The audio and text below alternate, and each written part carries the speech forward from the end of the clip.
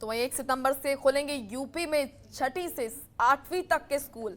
आपको बता दें कि जूनियर हाई स्कूल में 16 अगस्त से शुरू होगा दाखिला। ये बड़ी और अहम जानकारी। 1 सितंबर से खुलेंगे यूपी में 6ठी से 8वीं तक के स्कूल और जूनियर हाई स्कूल में 16 अगस्त से शुरू होगा दाखिला।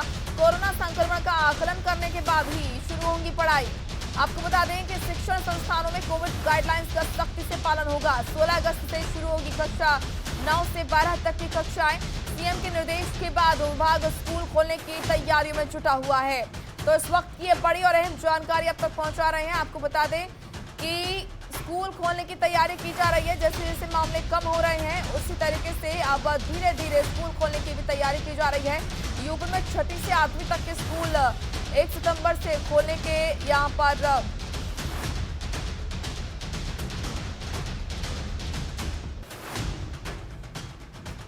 तो अवनीश हमारे सहयोगी लगातार हमारे साथ बने हुए हैं। अवनीश, उत्तर प्रदेश में जिस तरीके से कोरोना के जो मामले हैं अब लगातार कम होते हुए नजर आ रहे हैं और जो स्थिति है वो सामान्य होती हुई नजर आ रही है। ऐसे में स्कूलों को खोलने की तैयारी की जा रही है।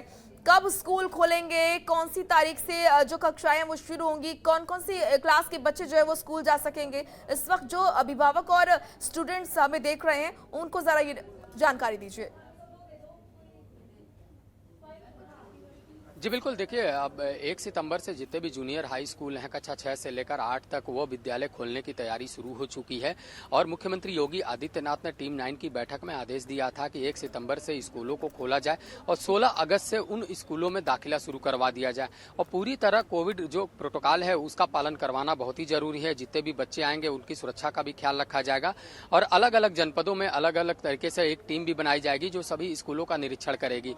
तो इस बच्चों को स्कूल में आने से पहले स्कूल को सैनिटाइज करवाना, स्कूल में मास्क की व्यवस्था करवाना, स्कूल में थर्मल स्कैनर से बच्चों का टेम्परेचर लेना, स्कूल में सैनिटाइजर रखवाना और स्कूल में मास्क की व्यवस्था करवाना, ये पूरी तरह सुनिश्चित किया जाना जरूरी है। और जितने भी कोविड के गाइडलाइन है उसका पालन करना होगा। उत्तर प्रदेश सरकार ने जो गाइडलाइन बनाई है उसी के तहत जितने भी जूनियर हाई स्कूल हैं उसमें पठन पाठन शुरू होगा।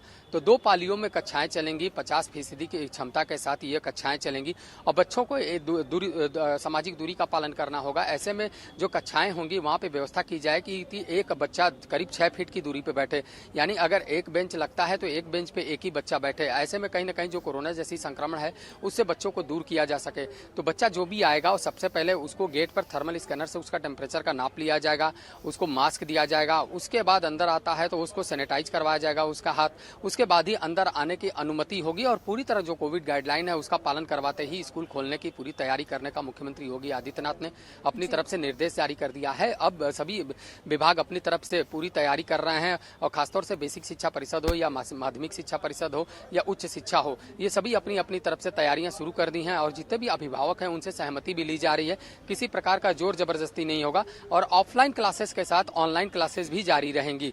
तो इसी के साथ खुद उप मुख्यमंत्री डॉक्टर दिनेश शर्मा ने अपनी तरफ से बयान दिया है कि किसी भी तरीके से लापरवाही नहीं बरती जाए। इसको लेकर जो हर जनपद में करीब प्रधानाचार्यों की एक टीम बनाई जाए, वो टीम अलग अलग स्कूलों में जाएगी, वहां के मानकों को परखेगी और उन मानकों की रिपोर्ट शासन को भेजेगी। तो जितने भी स्कूल हैं वहां पे बच्चे संक्रमित न होने पाए इसका भी ध्यान रखना है, उनकी पढ़ाई लिखाई किसी प्रकार से अव्यवस्थित न हो पाए इसका भी ख्याल रखना है और जो टीचर आते हैं उन टीचरों को भी सुरक्षा का ध्यान रखना है, सावधानी उनको बरतनी है, इसका भी पूरा ख्याल रखा जाए और इन्हीं मानकों के साथ विद्यालय खोलने का आदेश मुख्यमंत्री योगी आदित्यनाथ की तरफ से जारी कर दिया गया है और जूनियर हाई स्कूल 1 सितंबर से खोले जाने की तैयारी है। और 16 अगस्त की अगर बात करें तो जितने भी कक्षा 9 से लेकर कक्षा 12 तक की जो कक्षाएं हैं वो शुरू हो जाएंगी, वहां भी आधी क्षमता के साथ सभी कक्षाएं शुरू की जाएंगी और कोविड-19 के गाइडलाइन का पूरा पालन करवाया जाएगा और बच्चों को सुरक्षा और शिक्षकों की सुरक्षा का ध्यान रखते हुए ही क्लासेस शुरू की जाएंगी।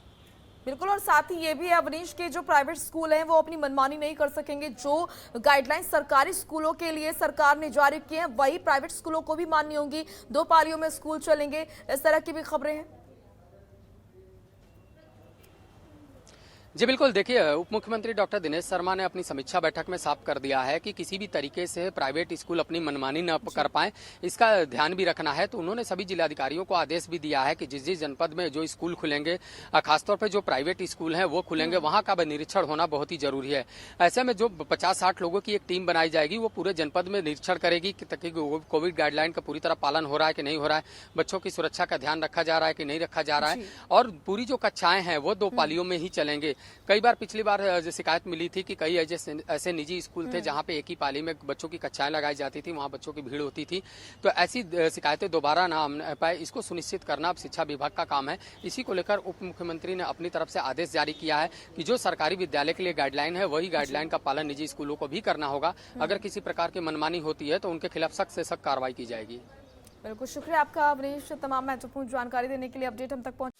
खबरों के निष्पक्ष विश्लेषण के लिए सब्सक्राइब करें Jantantra TV and press the bell icon. Never miss any update.